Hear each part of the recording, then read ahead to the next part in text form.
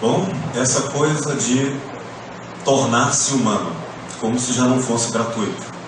Eu vou tentar caminhar por isso, que é ser natural diante das novas tecnologias. Já não é mais ser biológico apenas. Eu vi um vídeo dessas piadas de internet que chegam pra gente. Desafiei a abrir uma delas, com medo dos vírus.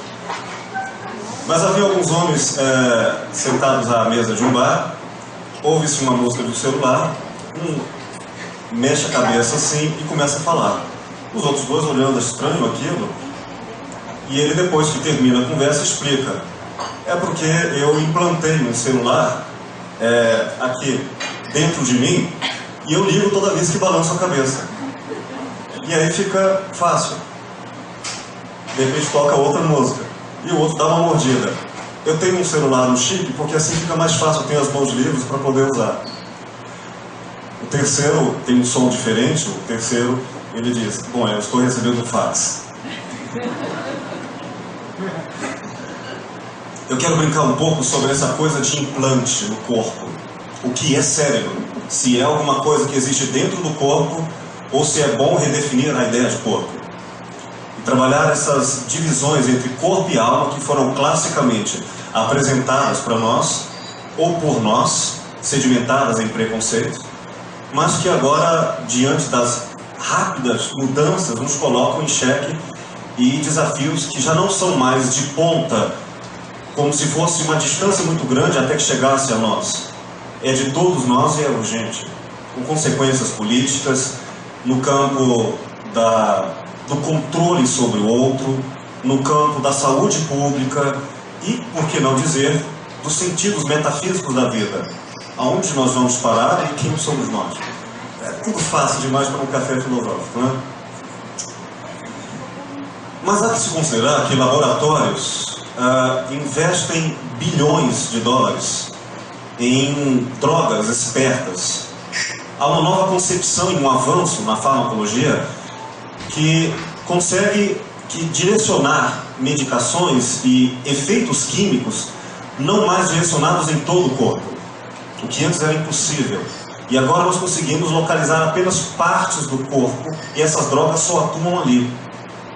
Isso tem vantagens incríveis. Eu não preciso tomar um antibiótico e deixar o corpo todo sofrendo um embaque, enquanto eu posso apenas localizar os efeitos disso. Mas quando falamos no cérebro, falamos numa relação difícil entre parte e todo, porque ao tratar de partes específicas do cérebro, com medicações espertas, essas smart drugs, elas acabam atuando sobre toda a concepção de humanidade. Entre as pesquisas que mais têm se mostrado nos campos das notícias, da publicidade a respeito, são as drogas que trabalham com a memória. E pesquisas que desejam o intuito de apagar a memória e outras de recuperar ou acessar dados da memória. Agora imaginem o que seria, como a proposta do filme Laranja Mecânica, um assassino completamente antiético, psicopata, que, se apagássemos a memória dele de todos os seus crimes, ele seria uma pessoa boa? Ou ele teria um impulso que é anterior ao cérebro? No livro, em princípio, a tese do behaviorismo antigo é que isso não teria como. E ele tentou até a morte porque, depois que teve uma castração química, ele disse que se não pudesse matar, preferia morrer. Mas a questão da memória é muito relevante porque ela acaba se mostrando em muitos filmes, e não por menos. As pesquisas mostram caminhos que os filmes não deixam duvidar que é uma realidade de alguma forma discutível. Steven Spielberg não trata mais essas questões e o gênero dos seus filmes como ficção científica. Ele prefere chamar de eventualidade científica. Porque, como Júlio Verne, que antecipou alguns séculos, hoje os filmes não antecipam séculos. Quem sabe apenas tornam publicidade pesquisas que já há muito foram experimentadas e apostadas dos desafios da ética da pesquisa.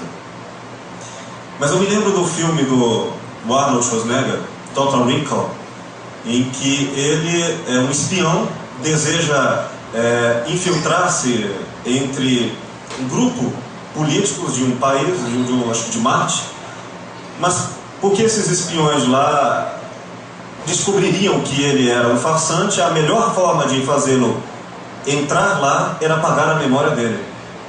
E ele entra no filme e se convence de que ele é um revolucionário. Depois o capturam e vão colocar de novo nele a memória antiga para dizer: na verdade você não é bom, você é mau, você trabalha para a gente. E aí entra a pergunta que o filme coloca: quem somos nós? Quando formos alterar nossa condição de memória, alteraríamos nossa consciência de realidade? Até que ponto nós elaboramos a nossa força e convicção e projeto de vida diante dos sonhos ou diante das consequências do que fizemos? Ou ambos?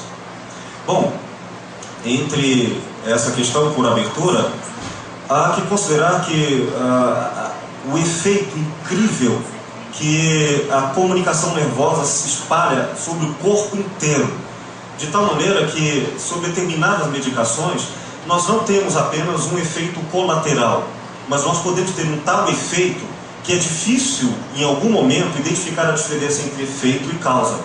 Porque, deflagrado um desses processos de natureza sistêmica, ele já não tem mais uma origem. Porque ele pode até rever a noção de origem, quando é sistêmico. Dentro e fora, extremidade, periferia e centro, são rediscutidos no sistema. É como imaginar qual é o centro da água em um copo. Ou qual é o tecido fundamental que dá força a um tecido, a linha que é fundamental, é uma trama. Bom, nesse sentido, pensando uma das coisas mais incríveis eu que sou leigo, mas é por essas leituras, e trabalho com psicoterapia há quase 10 anos, dentro da filosofia clínica, e a gente acaba inteirando com questões que vão discutir muito a diferença entre corpo e alma, que para uns se faz em conflito difícil e às vezes pedindo redefinição. Pois bem, algumas pessoas, o cérebro tem uma função interessante, que é a de ter funções ou módulos de atitudes que são interdependentes. Então, às vezes, por um trauma de um acidente, uma parte do cérebro pode ocupar a função de outra, sem saber exatamente como, mas isso também pode acontecer com surpresas para todos. E aí, disso pode decorrer algumas reflexões. Eu estive em San Diego, na Califórnia, e na Universidade de San Diego, da Califórnia, dos Estados Unidos, eles fizeram uma pesquisa sobre o lobo frontal e entenderam o que provavelmente pode ser ali a identificação de fortes sentimentos das experiências conhecidas como espiritualidade, das experiências conhecidas ou emoções, mais especificamente, emoções ligadas a misticismos. Provavelmente, isso por neuroimagens.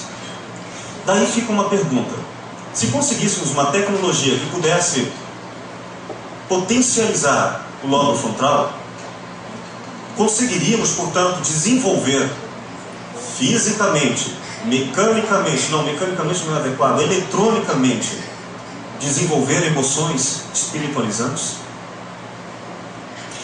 Mas é bom lembrar que ser espiritual não quer dizer ser necessariamente bom, porque a bondade e a maldade são igualmente valores espirituais.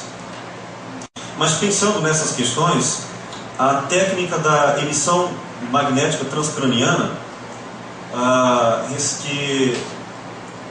que é o esforço, um aparelho que você coloca próximo ao cérebro, no couro cabeludo, e ele emite um magnetismo milhares de vezes mais forte do que o magnetismo natural da Terra, e que ele acaba alimentando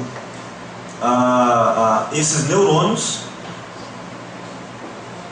de tal maneira que os efeitos podem ser de curto ou médio alcance no desenvolvimento do cérebro. Se fizessem isso para desenvolver a aprendizagem da tabuada, acho que os meninos não colocam o menino na máquina e já tiram o menino já prontinho, com tabuada pronta, aprendizada. Já imaginaram se pudesse fazer isso com emoções, com comportamentos? Os filmes falam um pouco disso, né? Treinamentos para tocar violino, entra na máquina. Claro que não é assim, pelo menos agora. Mas a ideia de que já existem tecnologias que pretendem desenvolver no cérebro funções ou potencializações otimizando capacidades disso, competências, há uma diferença. Que vão redefinir o que quer dizer esforço humano, alma humana, vontade humana. Mas essa mesma questão, é bom lembrar que ela já aconteceu em suas crises com o surgimento da máquina a vapor. Porque foram tecnologias de extensão do corpo. O carro como extensão das pernas, o óculos ou o binóculo, ou o microscópio como extensão dos olhos. A ideia de corpo foi resolvida de uma maneira bem simples pela medicina moderna. Corpo, ou ser humano, em termos biológicos, é tudo que existe pele adentro. Do lado de fora, chamou-se isso de instrumento. Não é humano. É criação humana, mas não é humano. E por humano ficou-se estabelecido como sendo o que é de natureza biológica. Isso por herança do darwinismo, da herança e a evolução das espécies. E o homem, portanto, é resultado do quanto é capaz de produzir a sua capacidade, de reprodução e sobrevivência. Mas, diante da tecnologia, da modernidade, do capitalismo, o mais forte biologicamente morria de fome porque era também pobre. E o que era menos forte biologicamente poderia viver mais tempo. E hoje, para vocês verem como vice-presidente da República, se você tiver dinheiro, dificilmente morre. Porque ainda pode ficar na UTI, mesmo que sem consciência. Isso gera questões sobre o que quer dizer agora ser forte ou fraco. Por fim, o darwinismo não é mais biológico, ele é social. Mas ele é também mais do que social, ele é tecnológico. E mais, essa tecnologia não é mais a maneira como era na Revolução Industrial. Uma tecnologia externa à definição do humano. Tecnologia chamada mecânica, instrumental. O copo não sou eu uso o copo. Novas tecnologias sistêmicas, como drogas inteligentes, como também, se formos pensar nas próteses. Se tudo que é humano em termos biológicos é o que existe pele adentro, então quando eu troco o meu osso por um metal, isso já é meu corpo. Eu não tenho direito? E se eu coloco prótese nos seios, isso também não é meu corpo? Ora, vamos aumentar um pouco a questão. E se eu colocar também, como acontece no tratamento de mal de Parkinson, em alguns recursos, o implante de aparelhos de otimização do cérebro por eletrodos, uma espécie de marca-passo, tanto ao coração quanto ao cérebro. Logo, se está a pele adentro, sou eu. E se a diferença entre o lado de fora e o lado de dentro não for apenas, ou se não, o tempo. Porque ao tomar determinadas drogas, antes de tomá-las, era do lado de fora. Mas agora ela é constitutiva minha. Então, a tecnologia produzida lá fora, ela é constitutiva da minha individualidade.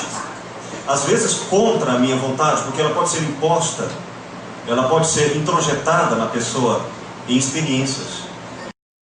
Ora, portanto, se formos pensar em tecnologias mecânicas versus tecnologias sistêmicas digitais, essas tecnologias digitais já não se veem visivelmente pelo conceito de matéria, mas pelo conceito de repercussão.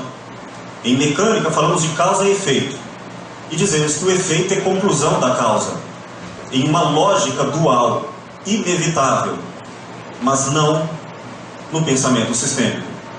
Porque não dá para saber o que exatamente provocou algo, já que todos os fatores envolvendo o fenômeno são tais que eu nunca os saberei com exatidão, e exatidão é um termo da mecânica. Eles trabalham em rede, trabalham em totalidade. Novas tecnologias, elas, portanto, alteram da nossa consciência, nosso corpo, o que é corpo e o que sou eu. Pensando assim, eis que antes nós tínhamos tecnologias que separavam o eu e a coisa. Agora, novas tecnologias, elas não são apenas tecnologias instrumentais, elas são tecnologias conceituais. Elas rearticulam a noção de tempo e espaço. São categorias da percepção para entender toda e qualquer coisa ou fenômeno humano. Elas são categorias ou tecnologias de tal forma sistêmicas que podem ser pensadas em níveis de matérias invisíveis. Invisíveis por quê? Porque elas são muito mais, são tão pequenas, nanotecnologias, que já é difícil conceituá-las tradicionalmente como matéria, e que podem, portanto, estar aí, sendo inevitavelmente espalhadas por todos nós. Ora, o homem, então, que antes era dito e chamado como natural pelo termo biológico, este, página virada, não é mais atual. Para ser natural e para ser humano, vale então talvez novos conceitos, entre eles como conatural. Para vocês terem uma ideia, conversando com um professor doutor de educação física, os novos esteroides utilizados por atletas, eles não são mais aqueles esteroides que eram instrumentais, aplicados do lado de fora e identificados como não sendo produzidos pelo corpo. Portanto, são instrumentos dentro do corpo. Esses novos são esteroides que eles são genéticos. Eles são aplicados, investigado toda a organização genética do músculo em questão para o tipo específico de atletismo. É refeito a genética, o material genético reimplantado na pessoa de tal maneira que logo se decorre que ele vai se tornar outro e não precisa reencarnar para ter outro corpo em vida.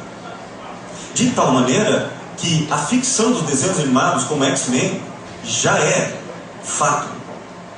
Você pode sim potencializar o corpo, como é a ideia do filme, do desenho do Incrível Hulk. Mas é claro que isso não chega àquele extremo. Porém, esta clareza, ela é publicitária. Mas em termos de pesquisa, é um mistério. Mistério para mim. Mas se falarmos, voltando ao início da conversa, em bilhões de dólares, não vamos imaginar que isso é investido para marketing.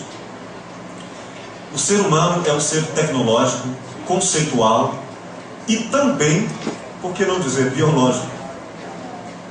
E aí?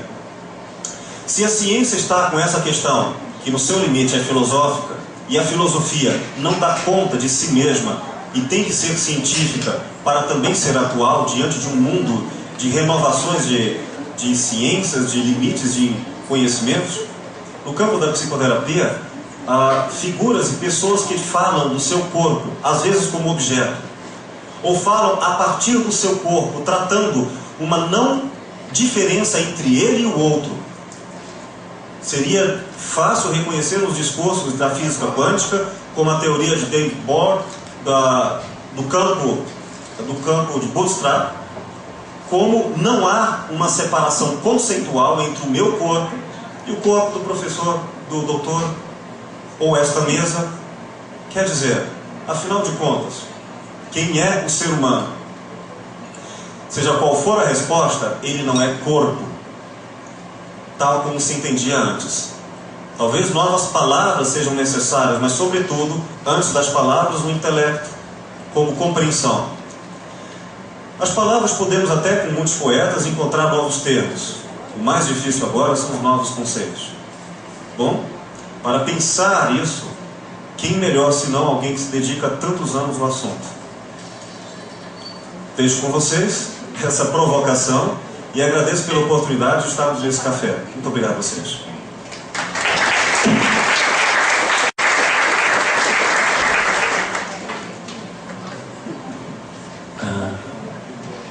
Sabia que era encrenca, né? Bom, a minha vida foi assim, fazer neurofisiologia e tentar fazer neurociências. E ao longo desse período, passando por várias escolas, eu tive talvez algumas oportunidades muito interessantes, únicas, de lidar com pessoas, ou aprender com pessoas que fizeram um pouco da história da neurofisiologia moderna, né? Eu estava em Montreal, por acaso, eu não sou novinho, eu estava em 1976, eu era residente em Montreal, no Canadá, e as pessoas que estavam lá estavam todas egressas daquilo que estava nascendo como a neurociência moderna, né? Na Universidade da Califórnia, em Los Angeles, o Moruzzi e o Magun tinham um laboratório de neurociências, que na verdade formaram todos os grandes professores daquela época. E eu tive a oportunidade de trabalhar com Herbert Jasper, né?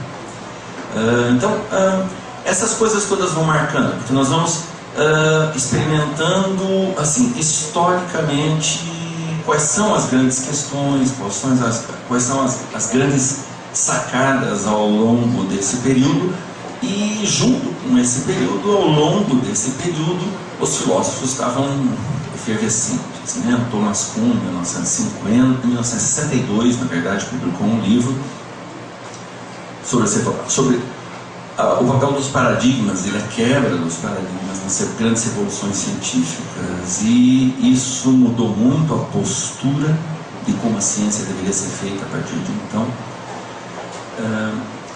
Os filósofos estavam extremamente interessados em mudar uma visão dualística do mundo. O Karl Popper publicou em 77, junto com o John Eccles, que era um fisiologista, um livro chamado Eu e Seu Cérebro. O Will fez uma referência a esse livro para mim quando ele me convidou, e relendo o livro, né? Eu fui lá estava no meu escândalo, fui procurar o livro, e revendo o livro, parecia um grande momento, né? As pessoas estavam discutindo realmente qual é a preocupação entre a questão do corpo e da mente. Houve uma reunião uma vez, quando a Sociedade Brasileira de Psicobiologia foi fundada, eu estava na Universidade de São Paulo, onde esse tema foi tratado de uma maneira muito interessante, né? Eles colocaram um neurofisiologista e um filósofo, e foi um horror para o neurofisiologista, tá? Foi um horror. O cara, sabe, sofreu. E o neurofisiologista, por acaso, era professor titular da Universidade de São Paulo, alguém que conhecia bem o seu métier, mas não sabia, sabe, tratar, ele não trafegava com malícia nos meandros da filosofia, e o filósofo colocou algumas questões que tornaram a vida dele muito ruim nessa reunião, sabe? A partir daí eu fiquei um pouco mais preocupado com a questão da gente apresentar de uma visão unilateral algumas questões. A questão da consciência provavelmente é o que vai rodar muito hoje. Eu acho que ela é um centro a partir do qual a gente pode pensar, né? Então existem essas questões que talvez sejam questões de todos os campos, de todas as áreas, e que envolvem não só a abstração ou a vontade da gente de elaborar um pouco sobre o conhecimento, mas elas têm implicação direta naquilo que nós vamos propor e sempre propomos a partir de uma visão que pode ser neurocientífica, que pode ser filosófica, que pode ser psicológica, mas que é o seguinte, que provavelmente, e aquilo que as grandes religiões axiais diziam de alguma maneira, né, que a função e o destino do homem é tornar-se homem, e esse tornar-se homem é muito difícil, né? Essa questão de que nós nascemos não como páginas em branco, mas nós nascemos com poucas habilidades, né? E a construção dessas habilidades de uma maneira verdadeiramente humana, talvez seja o grande desafio. No nosso tempo, provavelmente é o maior desafio. Eu acho que é a respeito disso que nós provavelmente vamos... Eu precisaria de um dia para conversar esse assunto, mas... eu fui tentando montar quais são as questões e propus uma ideia assim, ou uma sequência para a gente pensar. Uma que seria a visão de memória, consciência, conceito de tempo e um unificador das minhas experiências ao longo do tempo que permite eu me identificar como eu mesmo ao longo da minha história. Mais perto. Segundo, mudanças que ocorrem naturalmente nesse meu instrumental cerebral ao longo do envelhecimento e em outras situações. Terceiro, é possível treinar? É possível tornar essas minhas funções de consciência melhores? Possíveis? Isso tem a ver com espiritualidade? Isso tem a ver com o conceito ético que os gregos já tinham sobre bem e mal? E nesse meio de caminho eu gostaria de falar para vocês do túnel do tempo e da experiência de Nicoleles. Bom, todo mundo assistiu Matrix? Todo mundo aqui provavelmente assistiu e reassistiu N vezes Matrix, né? Porque tem muito a ver com o que o Eu falou sobre é possível eu aprender Kung Fu na máquina, não é? Como ele aprende no primeiro filme. Popper, quando escreve o seu livro, Karl Popper, quando escreve o livro em 1977, a respeito dos novos paradigmas na visão de cognição, de cérebro e mente, ele qualifica as coisas em 3 mundos, tá? Ele fala: o mundo 1 é o mundo das coisas, dos minerais e dos seres biológicos, pura e simplesmente, a biologia elementar das células se organizando e fazendo vida. O mundo 2 é o mundo da autoconsciência e da sensação. Animais que conseguem perceber o conjunto do seu eu, do seu self, e sensações sobre o mundo, mas de que não conseguem refletir sobre isso. E o mundo 3, que é o mundo da autorreflexão, daquilo que nós conscientemente conseguimos pensar que pensamos, pensar que conceituamos o mundo à volta de nós e pensar que conceituamos nossa própria mudança. Bom, em várias das ocasiões eu vou me referir às religiões adâmicas ou às religiões axiais, porque eu não acho que esse povo pensava só à toa, não, tá? Ao longo do tempo, aquele conceito de que a construção do homem se faz ao longo de sua vida, me dá sempre a sensação de que os antigos sabiam também que a construção do homem se faz com a evolução. Quanto mais moderno o homem, mais instrumental para evoluir sua própria consciência. Isso é um caminho previsto, isso é um caminho que vem da nossa história recente ou não, né? Bom, como é que fica a história de memória e consciência? Nós sempre tivemos um problema muito grande de falar como é que um ser humano tem a percepção de que ele é uma pessoa, que os eventos na sua vida psíquica pertencem a ele e não ao vizinho, e que isso se constitui numa forma unitária e que se continua ao longo do tempo.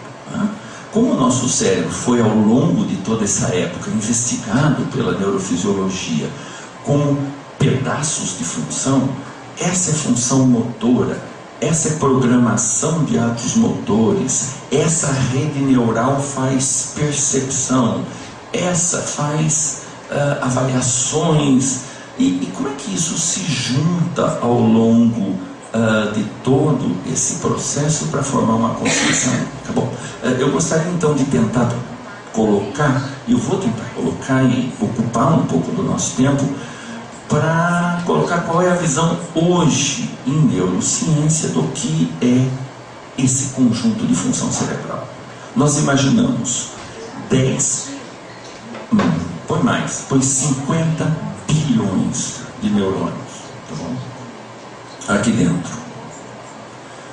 Desses 50 bilhões de neurônios, muitos evoluíram recentemente no cérebro. Os cérebros dos primeiros primatas não tinham tudo isso. Mas deles, eu diria que tem 3 a 4 milhões no córtex occipital da visão. 2 a 3 milhões em cada lado no córtex auditivo, um grande, enorme piano em 2, 3 dimensões, com muitas sonoridades. 4 milhões no córtex somatosensitivo, que me dá a sensação de tato, pressão, frio e calor, força. E mais uns 500 mil olfativos. O resto ouve conversa de cozinha, tá bom? Porque esses primeiros, eles sabem o que está acontecendo com o mundo, tá bom? Eu vejo, de certa maneira, uma estrutura, um contraste, uma distância. Não importa que é tão complexo fazer isso, mas o resto do meu cérebro conversa sobre essas informações. Então você junta 20 milhões de neurônios que têm informação em primeira mão, e você tem bilhões e bilhões que têm que conversar sobre um assunto que eles nunca viram em primeira mão. Então a questão é o seguinte: como é que se formam essas redes neurais? Essas redes neurais formam-se como todos os sistemas biológicos auto-organizados e dinamicamente equilibrados. Bom, é a mesma coisa que você, de uma maneira muito simples, jogar uma gota de óleo num tanque de água.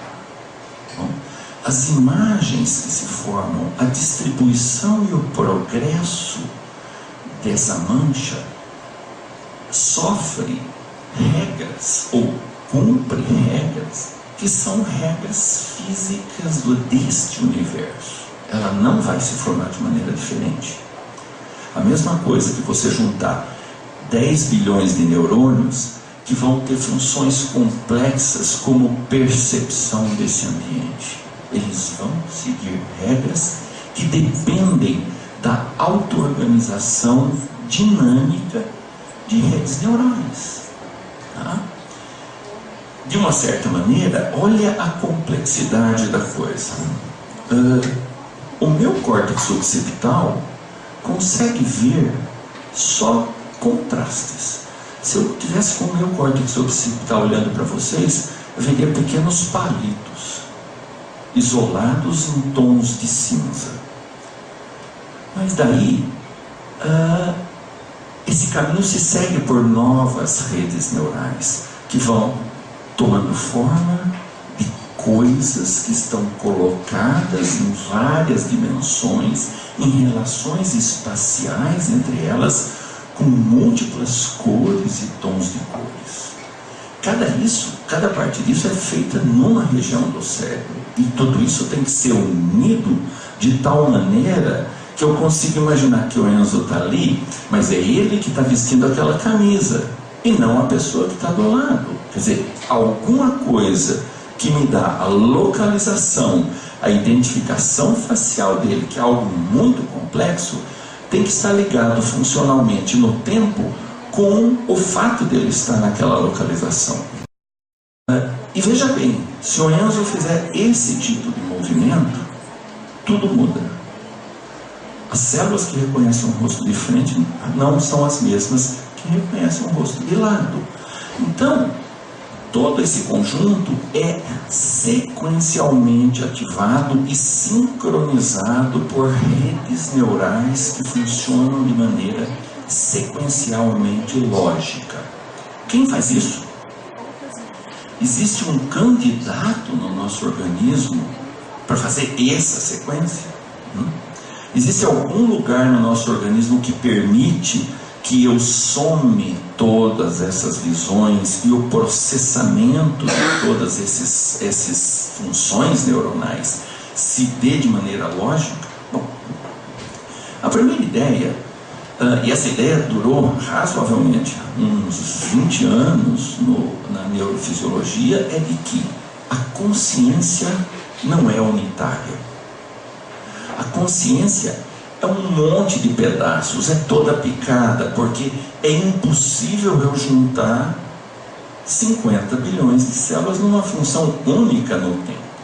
Então, ao mesmo tempo em que eu estou tendo a visão desse conjunto de pessoas que está aqui, eu não estou conseguindo ter a consciência ao mesmo tempo de como é que está a temperatura do ambiente, como é que está o eu aqui do meu lado e como é que é o contexto de outros eventos que estão acontecendo ao mesmo tempo.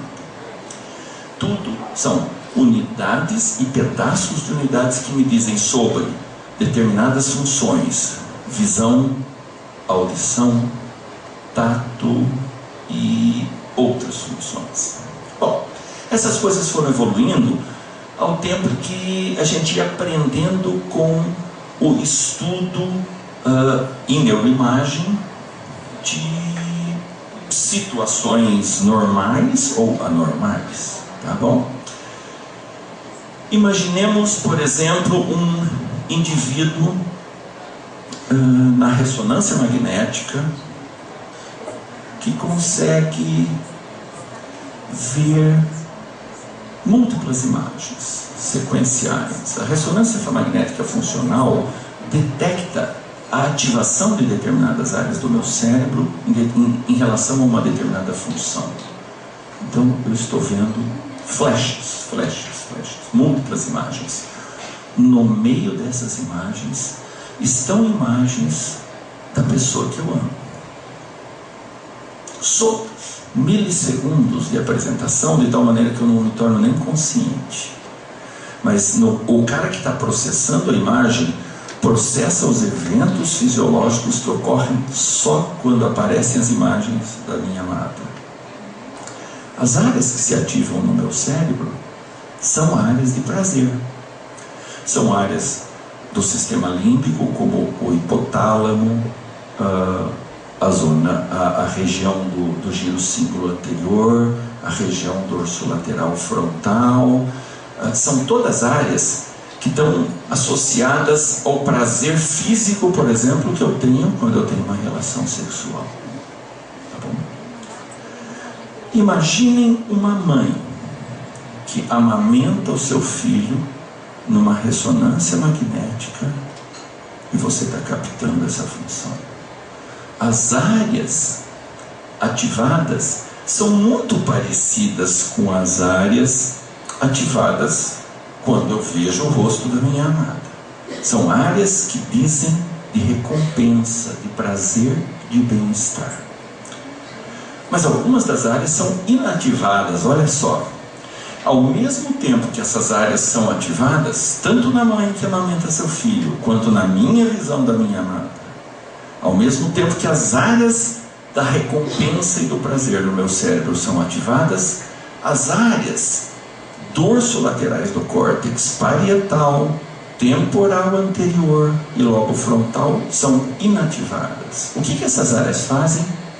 Essas áreas fazem julgamento de adequação. O amor é cego fisiologicamente. Uma mãe que amamenta seu filho não vê defeito nele, porque as áreas que podem analisar com cuidado como é que está essa criança estão desativadas pelo prazer.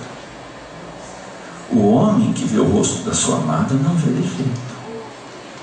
porque as áreas que possam julgar pequenos defeitos estão inativadas, tá bom?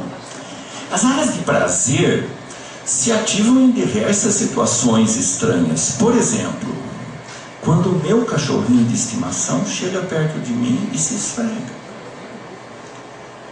E isso é uma história do homem. Isso não ocorreu hoje. Nós não domesticamos o cão hoje. O cão foi domesticado há 8.000 anos atrás, na região do Crescente Fértil, lá na região do rio Tigre e Eufrates. E nós não temos uma ideia muito boa de como o cão foi domesticado, mas nós sabemos que nós estamos trazendo o cão como parte da nossa família, como uma história que ativa o meu cérebro tanto quanto o meu filho ativa. Nós não temos uma verdadeira noção disso, mas nós temos teorias disso.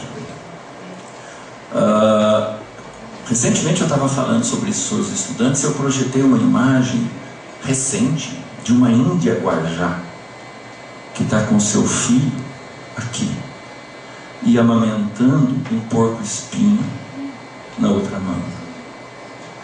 Domesticação é coisa da mulher, tá bom? A ideia que se faz é que nos grandes acampamentos humanos de 8.000 anos atrás, quando os lobos tentavam atacar, os homens saíam e matavam os animais adultos.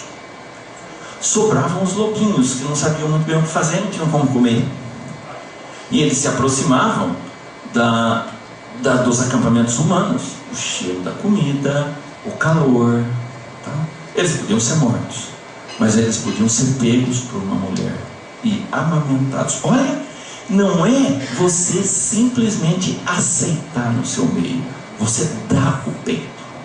Isso é uma coisa que o homem não pode fazer, obviamente, mas eu acho que está na natureza profunda daquilo que é a diferença entre o homem e a mulher em termos das capacidades, tá bom? É o ato do amor que traz o animal para o seio familiar, tá bom? Nós carregamos isso, nós vamos carregar isso na nossa história e provavelmente isso vai ser contado. Existem ficções que contam isso, tá? Em 1972, um cara chamado Clifford Saymak ganhou o prêmio Nebula com uma história chamada City, cidade, onde os cães se reúnem nas fogueiras e os clãs familiares caninos contam a história dos homens quando eles primeiramente passaram a coabitar. Olha que interessante, eu acho que essas coisas são assim, de certa maneira, como eu disse, eles preveem a nossa história, tá? A ficção algumas vezes prevê aquilo que pode significar aquilo que nós vamos conhecer ainda, tá? Bom, como é que acontece com um menino autista? Um menino autista precisa fazer uma força intensa para aprender o seu ambiente. Ele tem muita dificuldade em, olhando para ela, tentar imaginar qual é o pensamento dela, qual vai ser a próxima estratégia, o que será que ela está imaginando dessa conversa. Isso se chama teoria da mente. Nós não nascemos com isso. As células que vão permitir isso vão surgir a partir dos 4 meses de vida de um bebê até 7 anos. São células especiais que surgem bem no polo frontal, na região ventromesial frontal, logo ao lado da região que controla o nosso humor. Uma criança autista, quando tenta fazer um joguinho daquilo, eu escondi o seu chocolate, tirei da gaveta onde você tinha colocado e coloquei em outro lugar. Então eu fico imaginando qual é a sua reação quando você entra na sala. Será que você vai na gaveta procurar o chocolate ou você vai procurar no lugar onde eu escondi? Uma criança autista acha que você vai procurar no lugar onde eu escondi, porque ele não distingue a habilidade entre a minha cognição e a sua cognição, tá? Ele não tem as células para isso. Nós podemos ver isso através da ressonância magnética. E quando ele luta, jogando joguinho no computador o dia inteiro, ele não está se satisfazendo. Ele não tem as áreas que ativam receptores. Ele está fazendo tudo isso para ter o prazer que eu tenho em 2 minutos. Então nós não podemos julgá-lo dizendo que, sabe, essa criança tem um excesso de dependência do jogo. Ele está tentando só fazer uma coisa que para mim é muito mais simples, porque os meus receptores se ativam. Eu que tenho uma teoria da mente, toda vez que alguém brinca num jogo de estratégia comigo, eu ativo uma área que os autistas não ativam. Qualquer um de nós vai ativar determinadas áreas na região pré-frontal, mas vai ativar o lobo temporal. Vai ativar regiões que podem permitir para mim um julgamento de estratégia em relação, tá bom? Quer dizer, se você está aí, não me importa muito qual é o teu pensamento, mas provavelmente, se esse pensamento fosse me atacar, você ia ter alguns obstáculos, tá bom? Eu estou acima de você, o ambiente talvez não vai te condizer com isso, mas uma criança autista não é capaz de planejar nem de pensar isso, tá bom? E um velho perto de um jovem? Nós, os mais velhos, temos uma experiência cruel, né? Que é a gente sentar no computador e o filho da gente do lado. Pô, pai, você é burro, pai, tá? Isso é o que eu mais ouço, tá? Quer dizer, eu tentando lidar com um Mac novo que eu comprei, sofrendo, e o cara, óbvio, tá? Mas mesmo quando nós fazemos a mesma estratégia, olha o que aconteceu com a ativação cerebral dele. Ele ativou a região pré-frontal e a área visual. Só. É uma estrada. É uma estrada de alta velocidade entre essas duas áreas. Para eu solucionar o mesmo problema, tendo 60 anos de idade, eu tenho que ativar a área visual, o temporal lateral, o parietal alto e depois o pré-frontal. Pô, você entendeu? Eu andei em estrada de terra. Por isso que eu levo muito mais tempo. Mas nós estamos vendo isso hoje. Isso é possível hoje de ser estudado. Tá bom? Então nós conseguimos começar a entender quais as partes da consciência estão envolvidas nesses truques. Tá bom? E a consciência? Quem é aquela velha história que eu falei? Qual é o candidato a me dizer que eu sou eu? Quando eu acordo de manhã assim, a primeira coisa que eu sei é, bom, esse sou eu, aquela é a Cristina, né? Tá? Eu não estou confundindo coisas, tá bom? Se eu estou com dor de estômago, sou eu que estou com dor de estômago, tá bom? Então, quem faz isso? Quem consegue unificar esse sistema? Provavelmente, o tálamo. Porque o tálamo é um túnel do tempo. Olha só, uma estrutura no meio do cérebro, capaz de se comunicar com todo o córtex, essas 50 bilhões de células corticais, tá bom? De uma maneira que para cada uma dessas áreas ele tem fibras com 3, 4, 5 velocidades diferentes, com contatos diretos e que não são bloqueados por nenhum sistema daqueles estranhos que existem no nosso cérebro. De tal maneira que quando eu vou fazer um movimento, tá, para alcançar, ele ativa as áreas que planejam o movimento. Ativam as áreas que vão me indicar qual que é a velocidade angular de cada articulação minha. Ativa a área visual para dizer acompanhe o braço. Ativa a região que me diz o seguinte: cuidado com a força, não aperta muito que é ovo, tá? Todas essas coisas são um túnel do tempo, pum, pum, pum, pum, pum, pum, pum, partindo da mesma área. Isso permite com que eu tenha consciência de que sou eu que exerço todos os passos. Isso permite que sou eu que veja cada um dos movimentos na minha direção ou aquilo que se refere a uma interação. Tá? A visão de tempo é trabalhada no nosso cérebro de duas maneiras, com células que são capazes de trabalhar em microsegundos e células que são capazes de trabalhar em milissegundos. Existem células no nosso cérebro que são como aranhas espalhadas assim. Se eu receber uma informação lá primeiro do que aqui, eu sei que a origem vem daquela direção. Tá? Elas existem em vários níveis, de tal maneira que eu consigo me adaptar a um sistema que permite que eu estude detalhes que são muito rápidos em relação a detalhes que são muito longos. Eu estou muito adiantado? Não, tem tempo. Quando? Sim, então eu vou falar da experiência do Nicoleles. Miguel Nicoleles é um cara que estudou na Universidade de São Paulo e está na Duke University. Ele é o chefe do laboratório de programação computacional e neurobiologia. Ele desenhou um experimento assim: um macaquinho de laboratório, eles adoram suco de laranja, sentado com muitos microeletrodos. Hoje isso é possível. Uma técnica de eu puncionar o cérebro do animal com 500 microeletrodos na região parietal alta do cérebro dele, que é a região que controla o movimento. E ele está jogando um joguinho no joystick, sentado na cadeirinha. O fio está aqui, saindo toda a informação.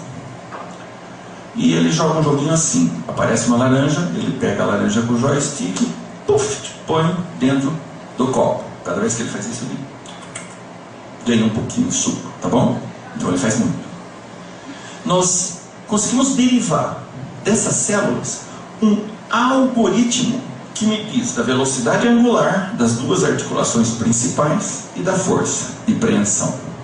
Alimenta um braço robótico do lado, que joga o mesmo jogo, só com a informação do cérebro do animal, tá bom? Então, cada vez que ele está jogando, ele olha do lado e fala: que estranho, esse coisa aí joga o mesmo jogo que eu, tá? Bom, mas ele se acostuma a saber que aquilo faz uma função de braço, tá bom? Num seguinte passo, prende seu animal, mas ele ainda quer suco de laranja. Ele fala: ele começa a pensar no braço dele movimentando. E com isso ele movimenta o braço robótico, porque uma vez pensamento, uma vez algoritmo matemático que alimenta o braço robótico. Até que ele consegue, numa boa, perceber que o braço robótico é o terceiro braço dele. Existe um momento em que esse animal incorpora no seu córtex cerebral um espaço para o terceiro braço. Está aí parte da tua resposta. É possível eu aprender novas partes do corpo e elas fazerem parte do meu cérebro, igual se tivesse nascido assim, tá? Então eu sou um bicho de 3 braços. Eu tenho os 2 meus e tenho o braço robótico, tá bom? Último experimento, recente. O bichinho está assim, numa esteira. O mesmo bichinho, numa esteira, com os eletrodos saindo de lá, tá bom? E ele está caminhando. Mas o que ele vê na frente é uma tela.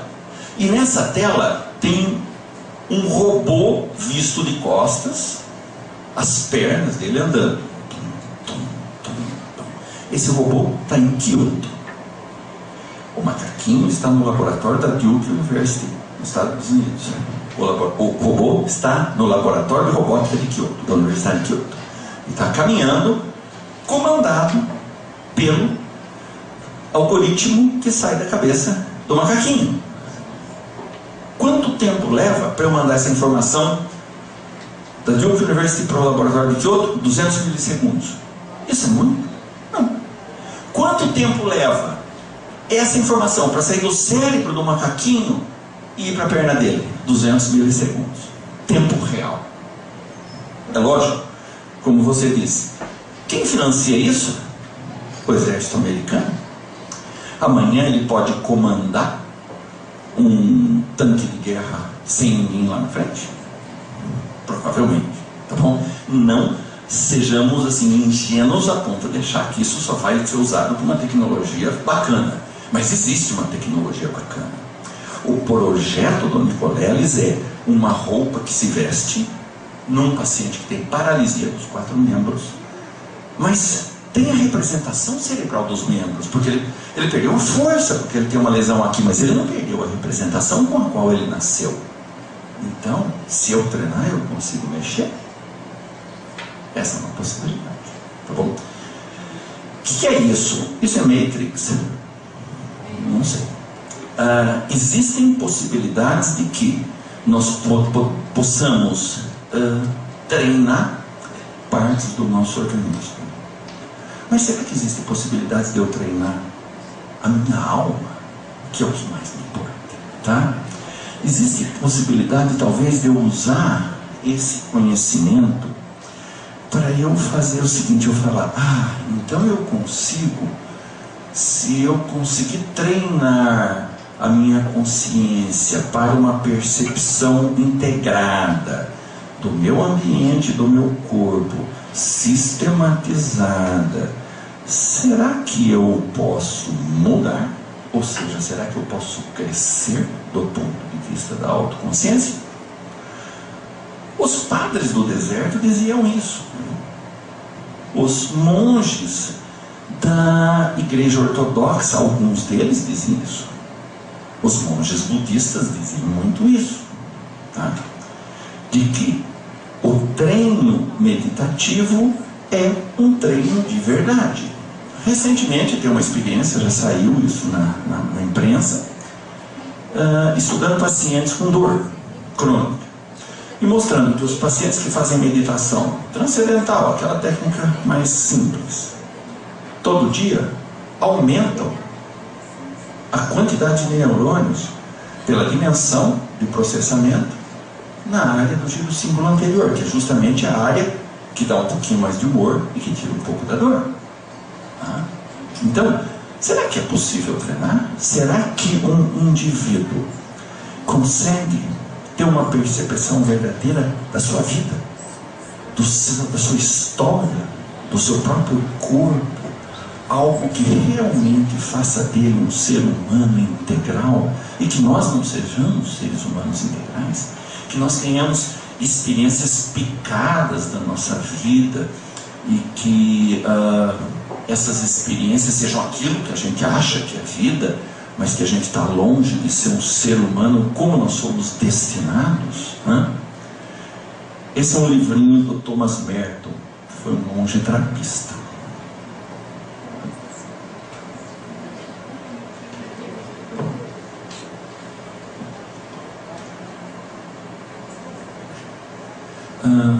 Eu estou traduzindo aqui. Não existe um maior desastre na vida espiritual do que estar imerso na irrealidade, porque a vida é mantida e alimentada em nós pela nossa relação vital com as realidades fora de nós e acima de nós. Quando a nossa vida se alimenta na irrealidade, ela não deve sobreviver. Não existe maior miséria do que confundir essa morte sem frutos pela morte verdadeira e sacrificial pela qual nós entramos na vida. Esse é a visão de um cara que nunca foi neurocientista, que nunca trabalhou, tá? Mas que percebe através da vida meditativa. Isso ele escreveu Pensamentos na Solidão, quer dizer, ele escreveu depois de 1 ano de vida espiritual reclusa, né? E o Thomas Merton é um cara conhecido, acho que todos vocês conhecem, um cara que viveu como monge trapista durante 26 anos, morreu na Birmânia em 1968. Eu acho que essas coisas estão ao longo da nossa história. Basta a gente ir descobrindo que provavelmente por vários meios, várias pessoas pensaram isso antes. Certamente, fazendo filosofia clínica, ele sabe que os primeiros gregos que se chamaram de filósofos faziam isso como uma forma de viver corretamente, tá? Como uma forma de tornar-se homem, não por diletantismo, né? Obrigado.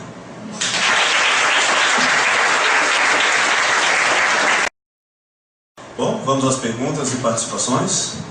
Eu quero começar na fila aqui, ó. Primeiro,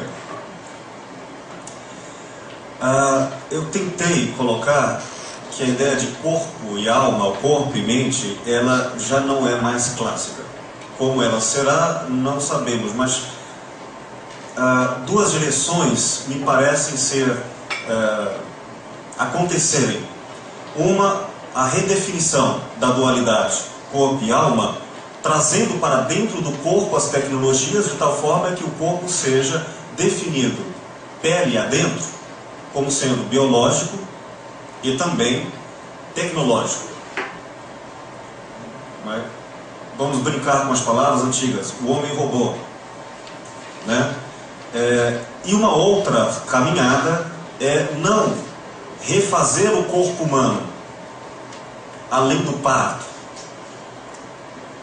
através de medicações, através de outras tecnologias, mas estender o corpo além da pele, como, a exemplo, como você disse, e outros que nós já temos notícias, de, com a minha mente, utilizar outros membros, outros braços, outros comandos, e assim sendo, assim como meus óculos, eu já não consigo viver sem eles, e fazem parte inevitável, não só dos meus olhos, como da minha consciência de mundo interagida, fica a hipótese e a pergunta de que acredito, eu particularmente acredito, que já existe o princípio que sustenta filmes como Avatar. E sustenta filmes, eu me lembro o nome agora do outro, que é com Bruce Willis, em que as pessoas não querem correr o risco de serem atropeladas, mortas no meio da rua, então elas têm corpos, que elas usam esses corpos por conexões do original, de tal maneira que essa ligação com o seu corpo externo faça, e tão melhorado, e tão consertado, que o original se torna desestimulante, desinteressado. Isso também pode acontecer existencialmente, em termos de clínica, em termos de filosofia clínica, quando eu redefino o mundo.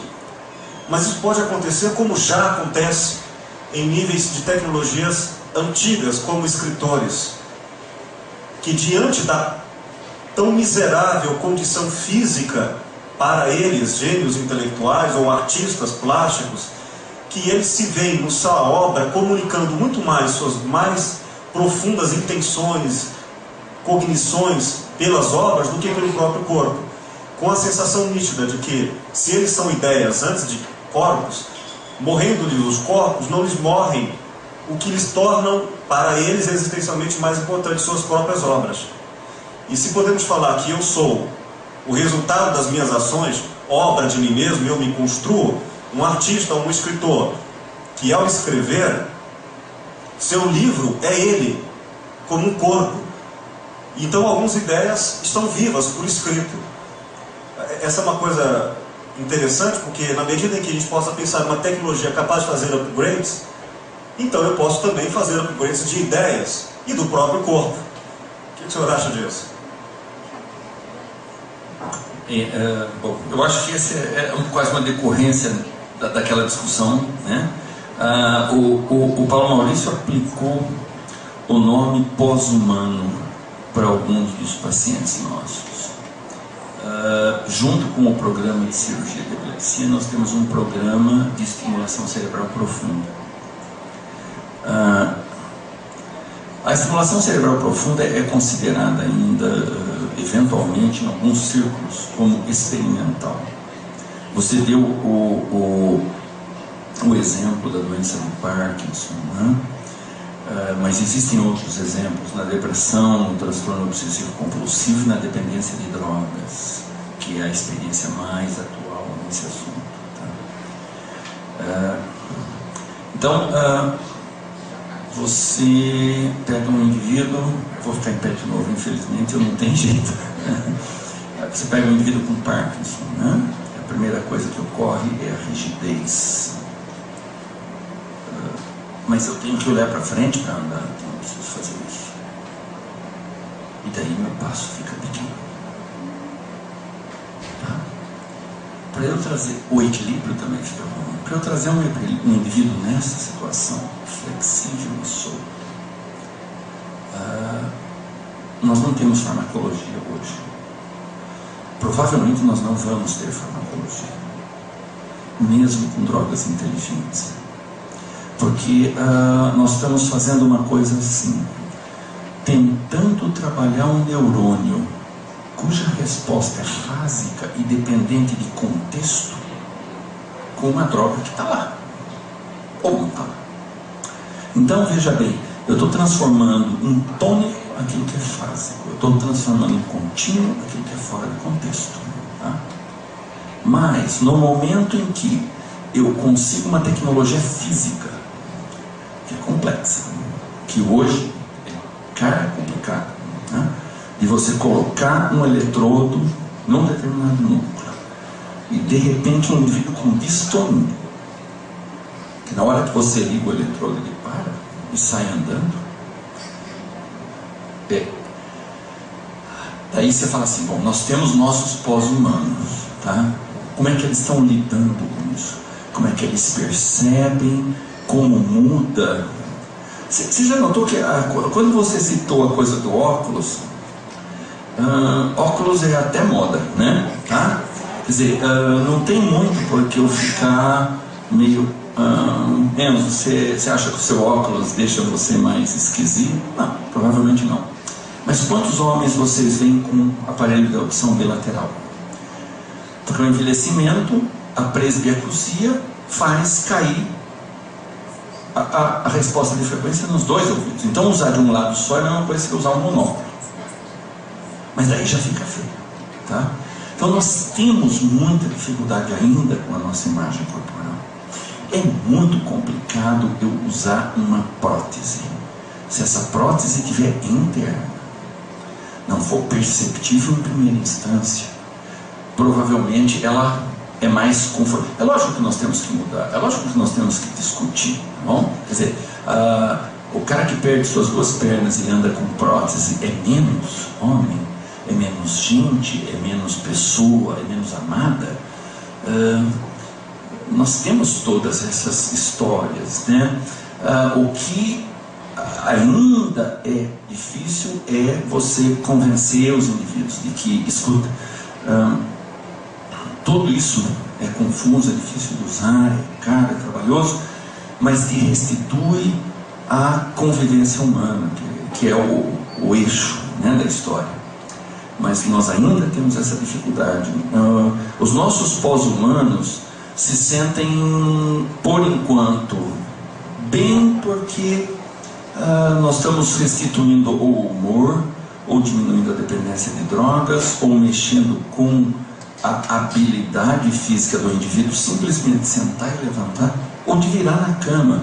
Vocês já viram um parkinsoniano? O parkinsoniano deita na cama e se ninguém virar ele não consegue mais virar. Ele dorme a noite inteira do mesmo lado. Isso é horrível, tá?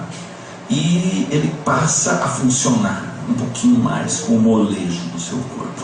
Então eles são, por enquanto, eles estão assim, encantados com uma tecnologia que a gente ainda não consegue controlar direito, tá? Mas essa tecnologia vai até onde, né? Quer dizer, onde ela muda para que eu consiga fazer o que... Por exemplo, uma ansiedade geral que provavelmente gera nesse campo é a mesma das drogas, tá? Quantos estudantes de qualquer coisa de universidade hoje aparecem no médico para tomar Ritalina, tá? E vem com aquela conversinha fiada, não, eu tenho um diagnóstico de transtorno por déficit de atenção e hiperatividade, como se conseguissem enganar, né? Tá? Quer dizer, e a questão é o seguinte, cara, você está tentando se bolinhar porque você está competindo com indivíduos que estão se bolinhando, tá?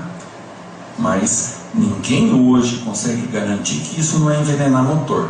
Motor envenenado dura menos, tá? Nós não sabemos, nós não temos tempo para isso ainda, tá bom? 20 anos de uso de droga é bobagem. Metade dos efeitos colaterais ainda nem aconteceram, não é verdade? Então, é essa mesma, sabe, essa mesma tendência que vai já chegar um indivíduo e falar, me coloca um desse porque eu quero ficar veloz, né? Então, todas as dificuldades vão aparecer. Boa noite, meu nome é Amília.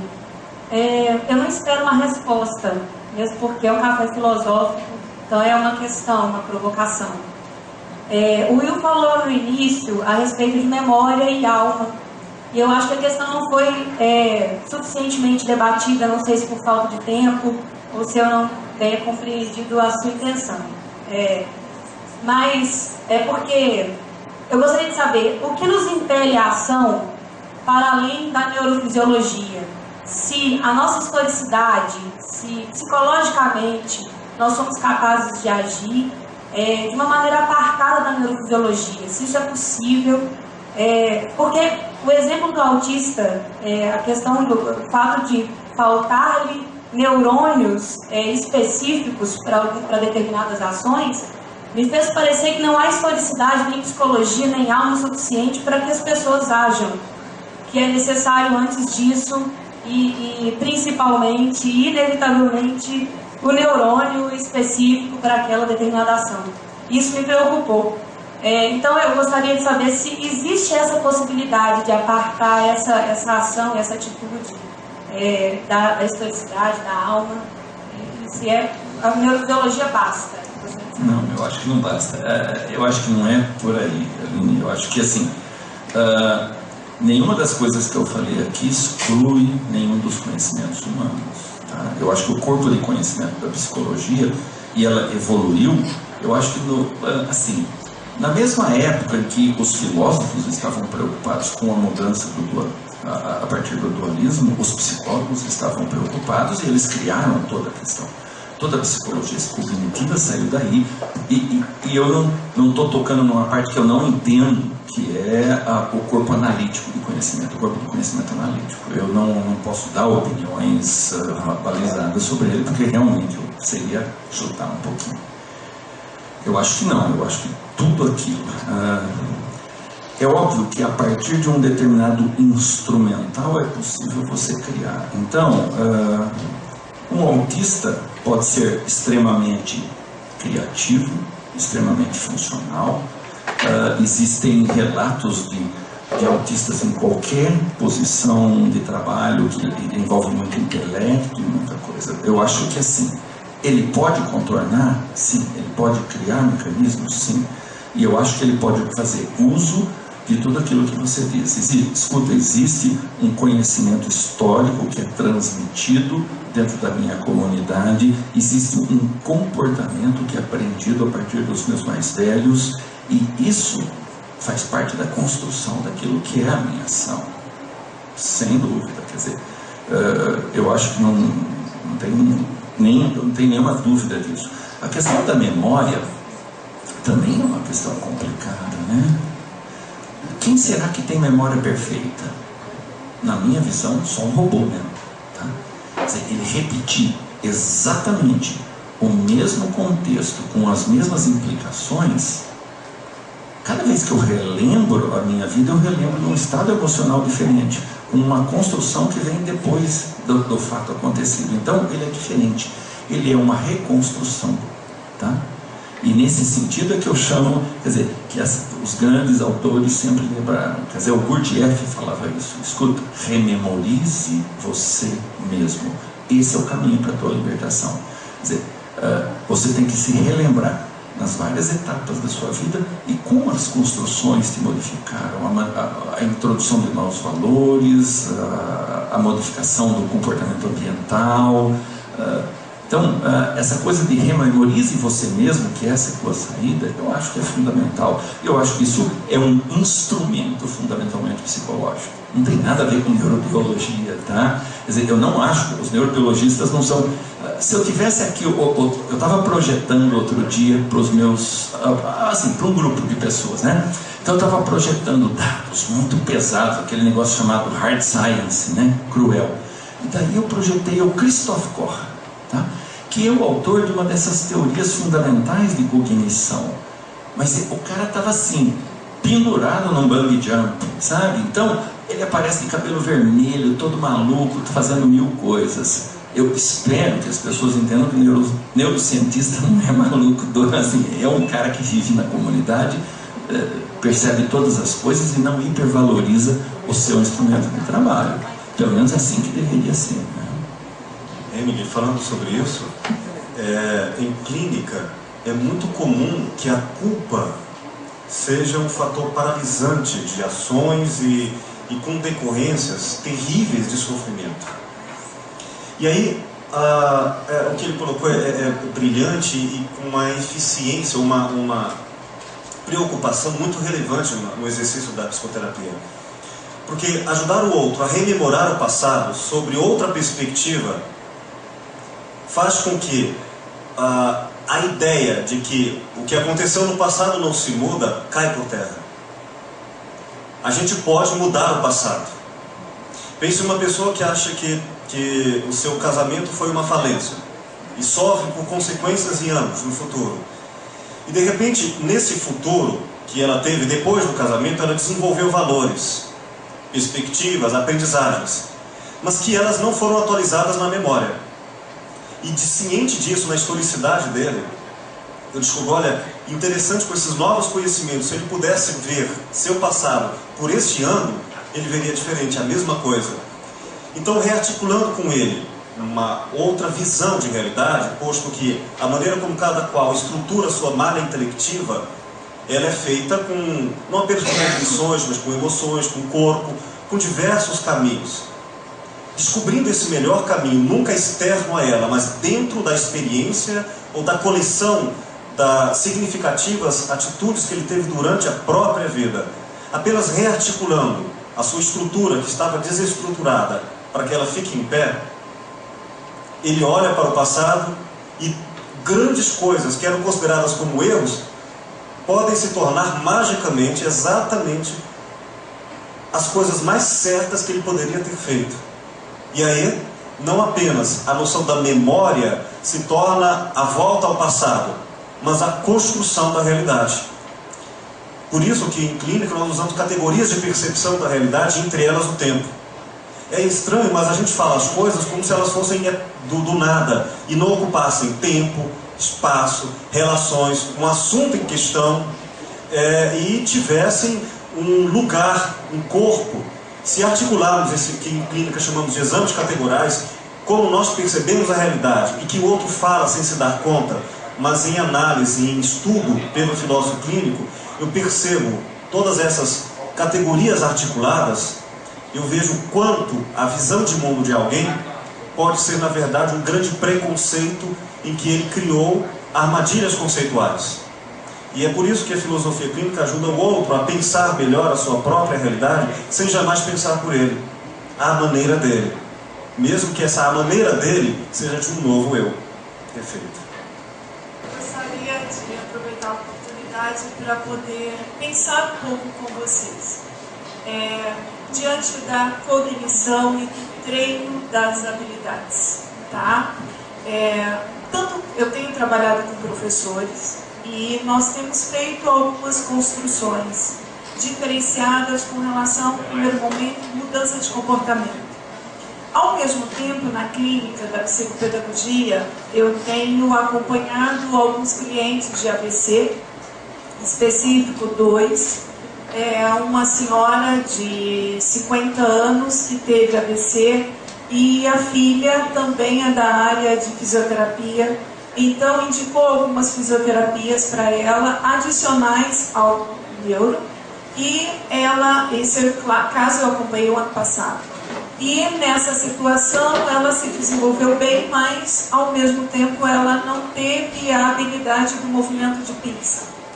E aí que eu quero estar pensando com vocês.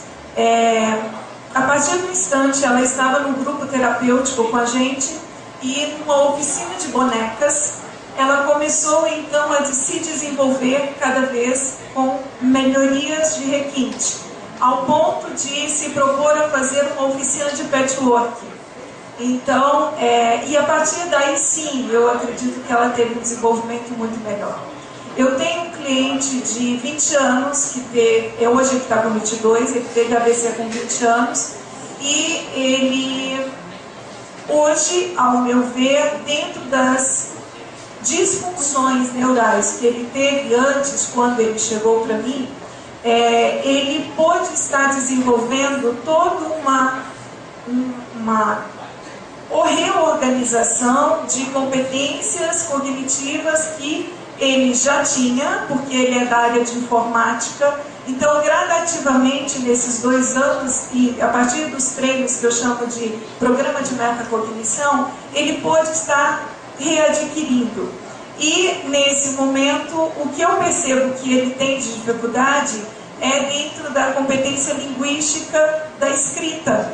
E aí a gente, eu dentro da minha construção, eu percebo que isso não é mais resquício da disfunção neural do AVC, mas já é em prol da competência originária dele, genética. E aí a gente tem trabalhado isso. Então, a minha preocupação nesse momento é, pensando a partir daí, na competência e habilidades, como seria a possibilidade da gente treinar competências em cima de possibilidades que hoje nós estamos pesquisando na área da neurodidática, e aí seria um primeiro momento, ele seria comportamental, depois ele seria então uma construção dentro da cognição reflexiva e em sequência dentro de uma condição que seria mais humanista, justamente construindo esse processo da autonomia,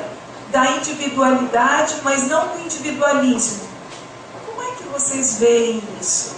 Essa construção desse processo de treino, de aquisição de novas competências. Só para brincar e contrapor com certa preguiça, é possível aprender Kung Fu em algum treinamento de neuroimagens? Eu achei fantástico aquela do Matrix, né? O cara tá deitado assim, alimentando, e vai I know Kung Fu, né? Seria legal. Não, mas assim, veja bem, na situação atual, eu acho que isso talvez falte um pouquinho a questão que a Aline colocou antes também. Quer dizer que a sensação que eu tenho é que muitas vezes a gente tenta explicar alguns eventos, mas na verdade o instrumental que a gente usa é muito menos neurobiológico e certamente muito mais voltado às técnicas psicológicas, às técnicas de reabilitação cognitiva e física, né? Então, eventualmente, a gente não está querendo posar de bonito achando que a gente sabe as coisas, não. A gente tenta explicar, porque também tentando explicar, a gente tenta compreender quais seriam os passos de uma reabilitação, ou qual seria a perspectiva. Eu sempre costumo dizer para os meus pacientes assim, eu falo, o evento da doença tem que ser encarado também como um evento de momento de mudança, talvez, tá? Talvez seja a oportunidade, né? Na depressão, na síndrome do estresse pós-traumático, mas no AVC também, né? Quer dizer, talvez seja o momento de eu falar, e aí, como é que eu me vejo? Eu rememoro de novo a minha história e eu vou tentar sair dessa doença melhor do que eu entrei nela como humano, tá? Eventualmente com algum déficit mais humano, né? Eu acho que essa é uma questão. Como é que os neurobiólogos são malucos, né? A gente é doente por essa coisa. Então a gente fica sempre vendo a coisa da genética versus a epigenética, né? Então é assim, você pega famílias onde as mães dão muito pouca atenção e carinho para as crianças. Isso tem experimento em animais, em ratinhos, e tem experimentos também humanos, né? Em que você vê que aqueles bebezinhos que são criados mais ou menos com alheamento, sem carinho e sem cuidado, eles desenvolvem um padrão de expressão genética diferente daqueles que são bem cuidados, né?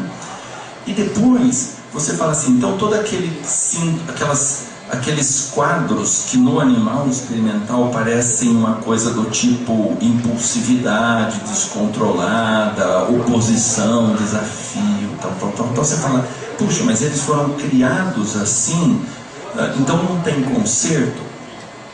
Existem experimentos que mostram, por exemplo, que a expressão de alguns genes de receptor hipotalâmico de cortrosina, por exemplo, não conseguem se expressar porque o tratamento que a mãe dá ruim no bebê gera uma quantidade de grupos metila que se grudam nos genes e eles não conseguem se abrir para fazer a expressão genética, tá? E de repente, quando você trata lá mais tarde, já com o padrão estabelecido, invertendo esse efeito com grupos acetila, você consegue mudar o comportamento. Então existem algumas coisas no comportamento, e isso certamente são influências fundamentais nas terapias, tá? Quer dizer, talvez uma das grandes discussões do futuro seja a seguinte: a psicanálise muda o cérebro biologicamente, fenotipicamente, tá? Quer dizer, aquele cérebro antes do trabalho terapêutico é igual ao antes do trabalho terapêutico, é um cérebro também biologicamente diferente, né? É lógico que a gente tende a puxar um pouco a sardinha e ficar um pouco pesado, eu entendo isso, mas assim, é interessante que toda vez que alguém fala para mim, olha, eu fiz uma reabilitação, a coisa é legal, mas a linguagem tem algum ponto falho, eu falo, puxa, mas eu espero isso, porque a linguagem é uma rede neural muito grande, ela vai de lá de trás até lá na frente no hemisfério dominante e pega um pedaço do outro ainda. Quer dizer, qualquer sopro no cérebro de um cara afeta em primeiro lugar a linguagem, tá bom? Sabe, ela é um metacódigo extremamente elaborado, o extremo da evolução na escala, tá? Então ela a situação, é o instrumento, a função mais sensível, tá? Então, um cara que leva um tapa na orelha, na minha opinião, se for alterar alguma coisa, altera primeiro a linguagem, tá? Então, é cruel mesmo, mas são redes tão complexas que são difíceis da gente manter funcionando o tempo todo, né? Mais alguma questão para a gente concluir aqui? José Saramago diz: existe uma coisa dentro de nós e essa coisa é o que somos. Eu digo, cada ser é cada ser. Você diz que o destino e a função do homem é se tornar homem. Eu quero saber como que o cérebro reage ou como ele age perante a nova realidade que exige da imaginação para fazermos coisas com as tecnologias. Se poderíamos fazer pessoalmente, como namorar pela internet, falar ao telefone e operações de máquinas. Uau! Essa é difícil mesmo, tá? É uma grande questão, é uma questão que todos nós certamente estamos sofrendo, né? Eu acho que é isso daí mesmo, né? Tem coisas indefiníveis, né? Quando o Saramago diz, escuta, tem algo dentro de mim que sabe? Que não é definível, que não é estruturável, tal, mas que esse sou eu, né? Todos nós somos assim, não é verdade? Quer dizer, então, com todas essas conceituações elaboradas aqui que a gente pode fazer, certamente, tá? Quer dizer, tem algo dentro de mim que sou eu, tá? E cada cérebro é um cérebro. Toda vez que um paciente fala para mim assim, o senhor vai experimentar esse remédio em mim? Né? Porque eu falo, nós vamos tentar, vamos ver se esse remédio muda o seu humor. Mas o senhor vai experimentar em mim? Eu falo, não é isso que eu estou querendo dizer, né? Quando nós estamos usando uma medicação, ela passou por uma experimentação. Nem sempre é fantástica e maravilhosa. A gente sabe que todos os remédios que vão para a clínica, eles tiveram 10 mil pacientes experimentais usando. E nós só vamos ver complicações mesmo depois dos 100 mil usados, tá? Mas não é porque o remédio é um remédio experimental, é porque cada cérebro é um cérebro, tá? Quando eu vou usar, aquilo que funcionou maravilhosamente em alguém que tem o mesmo sintoma do cara pode não funcionar nele, tá? Então, eu não estou fazendo experimentação, eu estou falando, nós vamos experimentar juntos, porque nós não sabemos como é que é seu cérebro em relação a esses remédios. Então, a velha questão de você falar o seguinte, ó, como é que nós fazemos uma estratégia para o futuro? Com base em toda essa coisa, essa estratégia compromete a nossa humanidade? Eu espero que não. Eu acho que sempre existem excessos de todos os lados. Na verdade, os excessos permeiam muito mais a nossa sociedade do que as grandes manchas.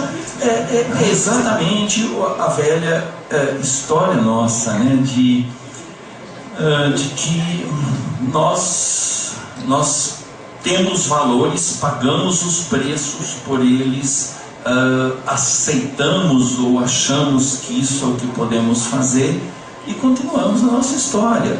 Mas certamente as tuas dúvidas são cruéis, são angustiantes, mas eu tenho dúvidas muito anteriores. As minhas cruéis dúvidas são muito anteriores, são na nossa prática do dia a dia, que está escondida no meio da nossa história, né? Querido Paulo, muito grato, todos imagino que também engrandecidos e agigantados por esse encontro que nos enriqueceu tanto. Já fica antecipadamente convidado para outros cafés, em outros círculos de amizade neste ano que se chega. Suas palavras para concluir esse momento? Agradeço muito ao Will. Eu não conhecia o Will, adorei conhecer os colegas todos dele. Quer dizer, adorei saber que existe essa coisa da gente se preocupar, discutir num ambiente agradável, elevar a nossa cabeça, e eu acho que isso permite que a gente consiga pensar no futuro com ideias de que sempre aquela velha coisa da música, né? Vai sobrar uma semente em algum canto de jardim. Sempre. Obrigado.